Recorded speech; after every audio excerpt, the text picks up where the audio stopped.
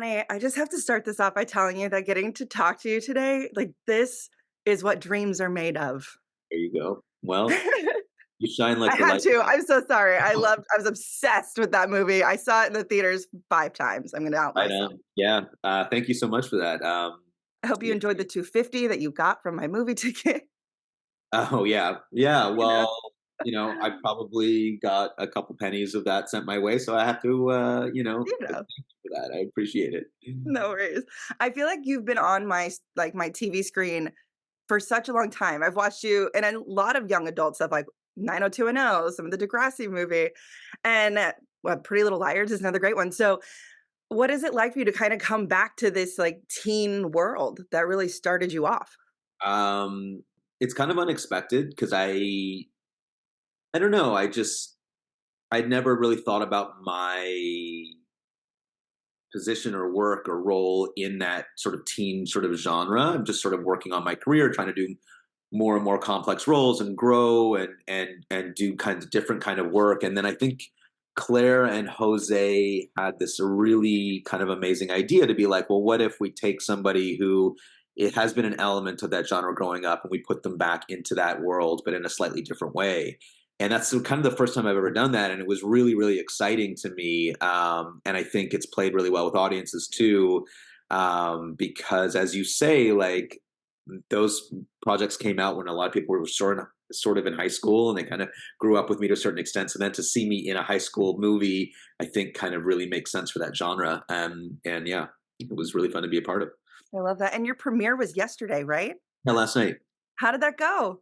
It was awesome. We played to it was a packed house. I had a lot of friends there, some of whom I've known since high school, and there was just a lot of love in the room. And the movie just plays so well with an audience. I kind of think with films like this, like hearing people react and feeling that sort of ripple throughout the crowd as like a joke takes off or a scare really works or lands really adds to the film. It's almost like the audience members become like a bit of a character themselves in the film, and so it just went great. We had an amazing time. I'm a little well, I didn't get a ton of sleep last night, so but it's all good.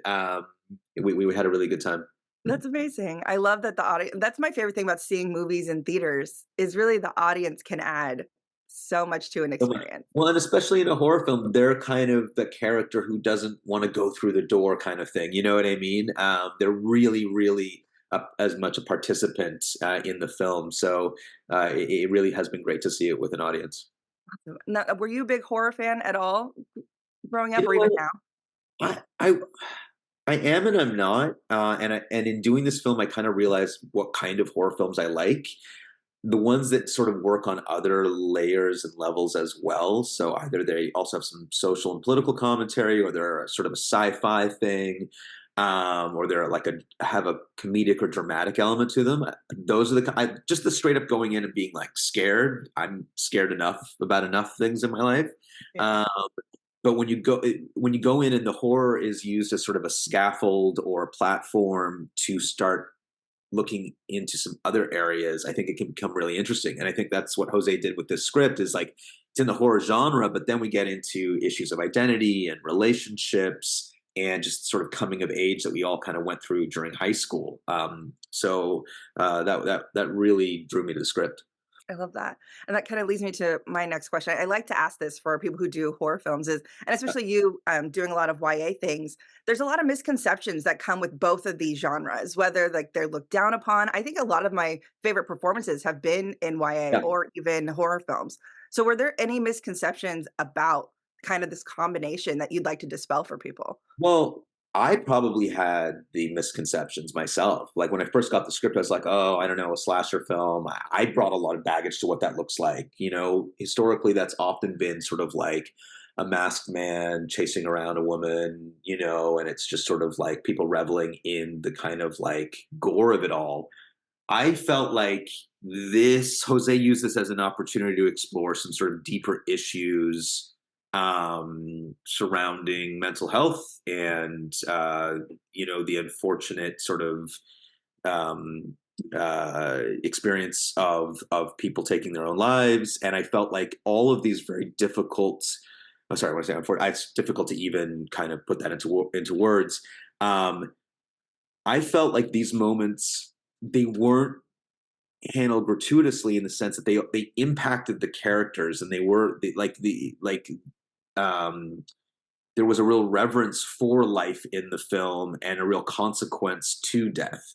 And to me, that made it as much an exploration of these difficult issues as it did sort of like a gratuitous, just sort of like, thrill ride. And especially, I just felt all the characters had a lot of motivation for what they do. And I felt like it was much as an exploration and a study of these really difficult issues in high school and young life as it was anything else. I don't know, sort of rambling there a little bit, but this film sort of opened my eyes up to sort of like what a horror film could be. Absolutely. There's quite a few out there. I hope you kinda dive in and find this new world of I'd horror. love to. I'd love to. Um, for your character, did you know, his whole arc when you joined this film, or did you kinda learn it as it went along? How soon Yeah. did they Well, when I read the script, I didn't know. I was sort of turning each page after the other, trying to figure out what was going on in the film, and I didn't know where any of it was headed.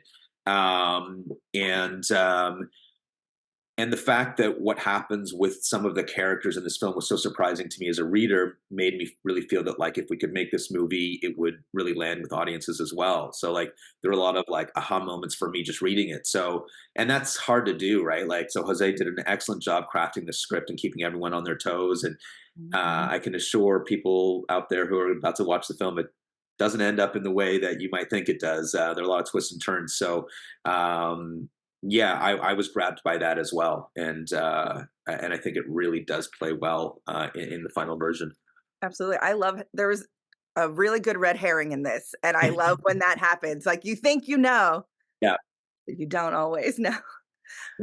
Now to add a little fun, I wanted to ask you if you had the power, the precognitive Oh, magic, who wow. would you want your tutor to be? Would it be like Johnny Smith from The Dead Zone? Would you want Raven Simone from That's So Raven, Phoebe from Charmed, or Victor from Red Rose?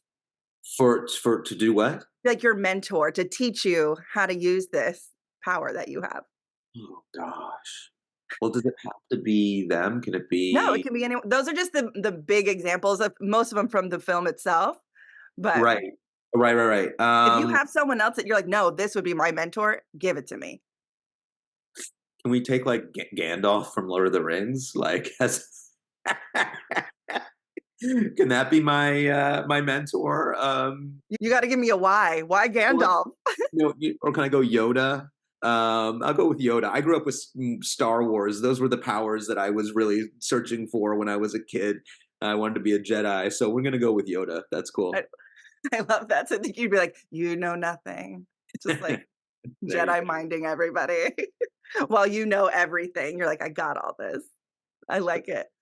Now to kind of like wrap this up, if you were to sell this movie to people who are like maybe on the fence, give me like your 30-second pitch as to why everyone should see Departing Seniors. Okay, so we made this film in 16 days with a tiny budget, and usually films like that don't end up being all that great. In this particular case, Claire and Jose and Deshaun, the producers, brought together a really, really special group of actors, most of whom you've never seen before, but you are going to see as they go on in their careers because they really are just so talented and iconic in what they bring to the screen. And I really, really do feel like we made something special that will endure and will become a really worthy sort of piece in this sort of like lineage of great horror films. If you come for one thing and one thing only, come for Ignacio and Arian's performance and their relationship. I promise you, it will remind you of everything special about being in high school, and then you can stick around for the stuff that wasn't so special about high school and was kind of difficult as the characters push through that. How was that pitch? Perfect. You nailed it. Awesome. Well, thank you so much. And I hope everyone checks out Departing Seniors today. It comes out today on Apple TV, and it's still in some select theaters around the country. And yeah, check it out and hit us up online. So perfect. Thank you so much. I appreciate it. Thank you.